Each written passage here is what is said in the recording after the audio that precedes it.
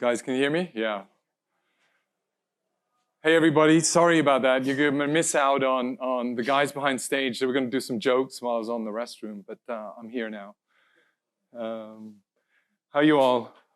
I'm the last speaker of the day, so I'm going to try and keep you entertained somehow and make sure that you don't go away. And there's going to be some free t-shirts for all of you that stay here, and you'll be able to walk away with the Trueflation logo on your tattooed on your t-shirt and ready to do away. But basically, we launched Trueflation about 4 months ago, and basically we saw all the governments around the world just printing money like crazy, and we just couldn't believe the numbers that were coming out, and we didn't believe that it was transitory, right? We thought it was really going to be permanent, and so we thought we got to create some visibility into this. It's quite a hot topic at the moment. I think you're reading about it now. We just had the Fed Reserve increase interest rates as a result to try and tackle and reduce inflation. It's at 7.5% according to the existing system that is being used to publish inflation data. We believe it's 13% in real time. And we've taken a different approach. So when we studied inflation, we realized that what they're doing is the way they've aggregated this data, they used very old school models from 1920, a century-old framework in terms of how to calculate inflation data. And so they had a basket of items that people buy, and then about in 1950, they changed that model where they then said it's not the basket you buy, it's the lifestyle within that basket. So there are certain elements that you like meat, we'll choose what type of meat based on where the price goes. So you can replace certain parts of meat in order to appease the your pleasure or your lifestyle in terms of choosing a different type of meat that can substitute another piece of meat and things like that. And so they also took a census model where they as representation of households across all of the US. So instead of 80 million households, they would say, we'll choose these 8,000 and they are representative of whatever the nation households are and what their expenditure is. And so we looked at those sort of models and we said, we can take a much more modern approach to that. How do we do that? Where do we start? And what do we do? And so we then decided to actually go and take the developer approach, pulled a lot of data sets and APIs from real estate. 30% of household expenditure is real estate. Where do we pull that data from? We have Airbnb, we have Trulia, we have Zillow, we have Realtor.com. So those are all sources of data where we can pull real life data from associated with a zip code. So actually get even more regional, and we can do it more real time. So we don't need to wait a month till we can push out the data and then wait another 10 days. So it's a month and 10 days late. So we wanted to get it better. Here you can see, can I go backwards? Yeah, there you go. You can see, we all experience gas prices going up.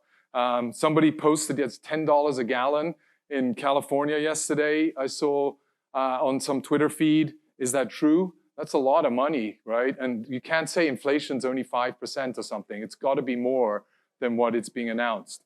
And so these numbers didn't add up for us, right? How do we get to a more accurate number? How do we identify what is real? And I just explained some of the examples that we use to get to that. And so now, since we launched True CPI, or our index, our Trueflation index, we actually identified 4 or 5 sources for individual items in there. And so we've matured the product significantly, and it's now already live and available and being consumed by different developers in different smart contracts, through the Chainlink channel that we've built a relationship with in terms of distribution. But yeah, so how do we get this going? How do we identify what the real number is and provide transparency to that so you can see online immediately where we're pulling the data from, what data we're pulling, and what the weighting is of that data that we're aggregating. And so everybody has visibility into Trueflation and the True CPI that we have. So you can see for car data, for example, transportation is about 18% of household expenditure.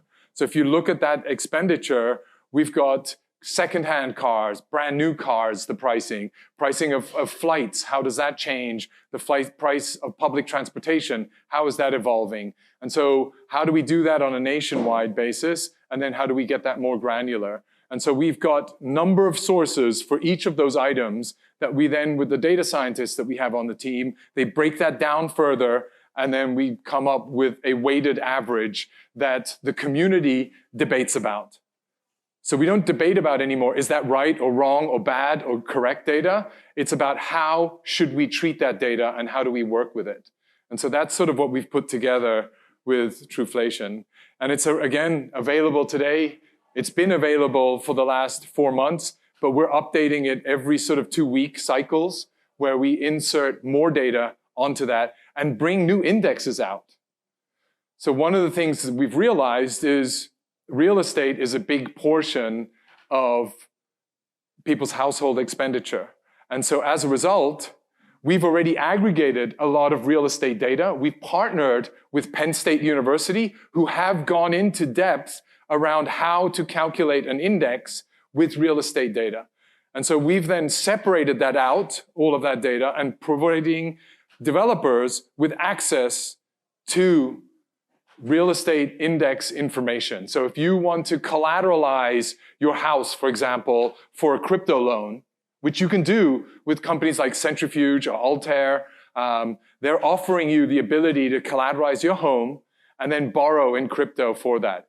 Where do they get right information from? How do they know the accuracy associated with the value of that real estate? At the moment, you give you provide them with a documentation. They then go out and get an evaluator to go and evaluate the price of that. If they could do that online, if it were automated, and they could embed that in a smart contract, it would make their life a lot easier and the whole process a lot quicker.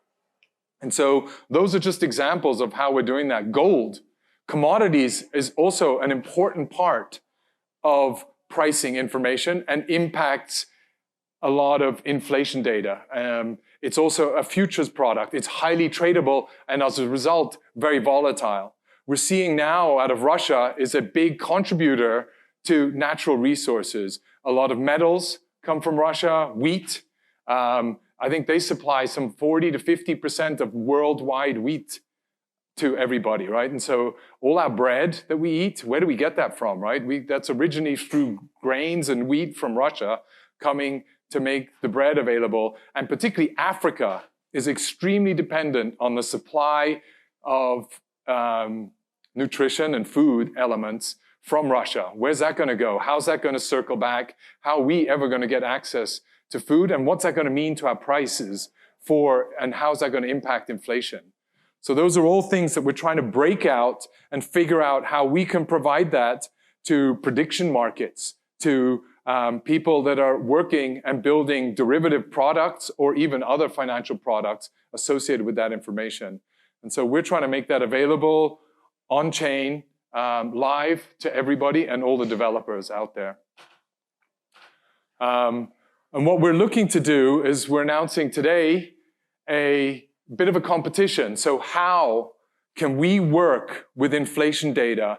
How can we tap into the community to help us understand and better come up with ideas and support developers to build great products with the data that we're providing? We don't necessarily have all the ideas, and we can't have all those ideas. Other people will have better ideas than we might have. And so if we can work with the community to identify what those opportunities are, how do we use true CPI better? What could we use it for? What are these use cases?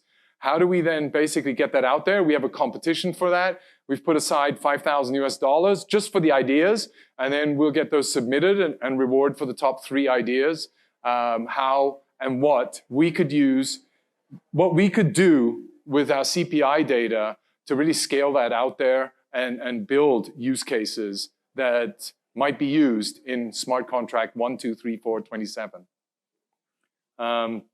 So it's exciting. One of the ideas was, sort of, if we have real estate and we think about where else is real estate available, it's available in the metaverse. And so how can we take the real estate index that we've created for the fiat world, take that into the metaverse world.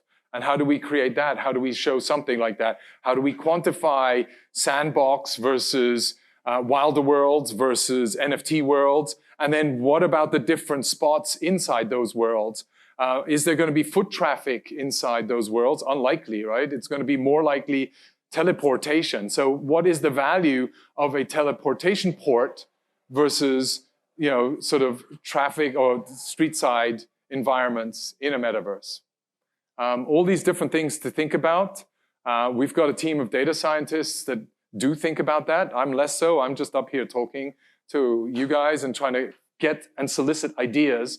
And how do we reward you to build off what we've done and get the team thinking about how they can structure the data even better for you to work with. Yeah, that's pretty much it. Any questions you guys have? Anybody? Yeah. How do you guys handle, I guess, changing consumer preferences? I know that's a big thing. That's the big debate. Like, how do you do economic adjustments? So that's then sort of, we have a number of scientists, and ultimately we've set up as a DAO.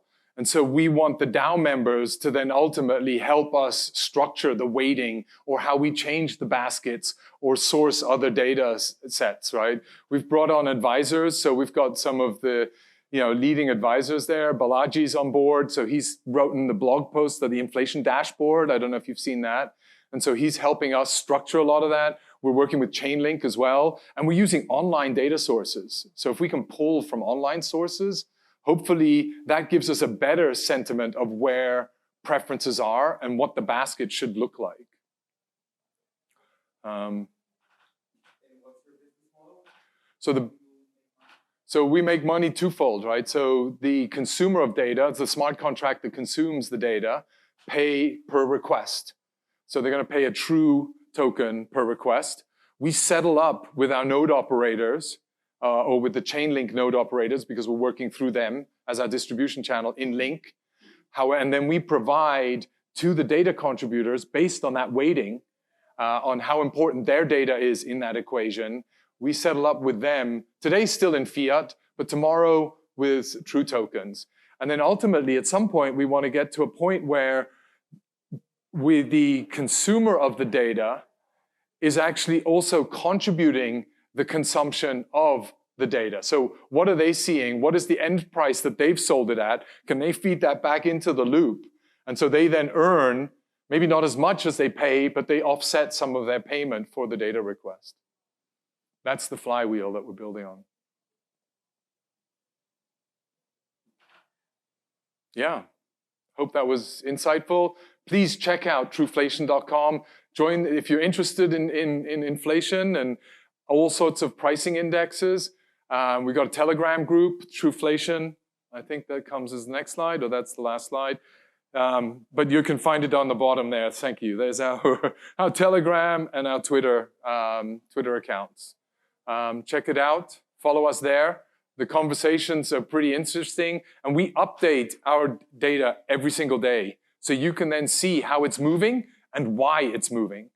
It doesn't move that much, but generally, we saw a bump in these last 2 weeks from I think we were about 9% inflation to 13% because of generally wheat, metals, oil price jumping as much as they have due to the events that are taking place in Russia and Ukraine. And by the way, we have 3 developers in the Ukraine, so one of them's been given a gun to go to war, so it's pretty exciting. I mean, I don't know what he's going to do with that, but it's actually a sad event. How can somebody be given instead of a keyboard where there's no harm, he's been given a weapon to then go and try and do something with that. And he has no idea what to do with it. Yeah. The t-shirts are in the back there somewhere, or Ken will help you get the t-shirt right there.